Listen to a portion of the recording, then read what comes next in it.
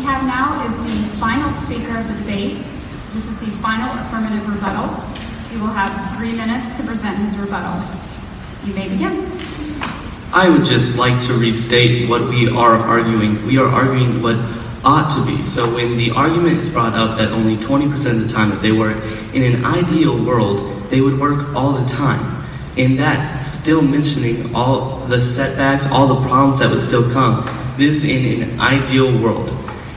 Talking on to how safe nuclear power plants are, yes, they're safe, but we've had 3 accidents since '86.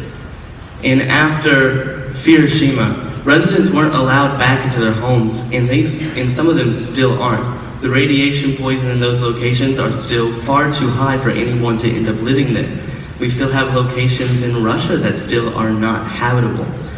We end up talking about mortality and how the option to be able to use nuclear power is what is the moral right. I think that it's the moral right of the people to be able to eat fish that won't give them cancer. And that is something that wasn't brought up. The fact that we found fish located in California all the way across the Pacific Ocean that felt the devastations from Hiroshima. Cancer is something that needs to be looked at, and when talking about radiation, it is something that is brought up. The leading researcher who found out what DNA was ended up dying of cancer years later. Another big thing that we want to hit on is jobs. Nuclear power plants provide jobs, but most of them are skilled labor. Coal makes up 52% of America's energy source, and if we ended up trying to shift all into renewable energy and get rid of fossil fuels and other fuels that release carbon dioxide into the air, which I think both of our teams are in full support of, 52% of unskilled jobs would then go away. They can't go to nuclear power plants.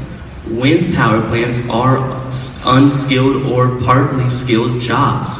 They don't require that much training. They don't require that much to do. And it would help more in developing nations. Developing nations don't have the economy to support a $5 billion nuclear power plant. And they don't need that much energy, and they can't control that much energy.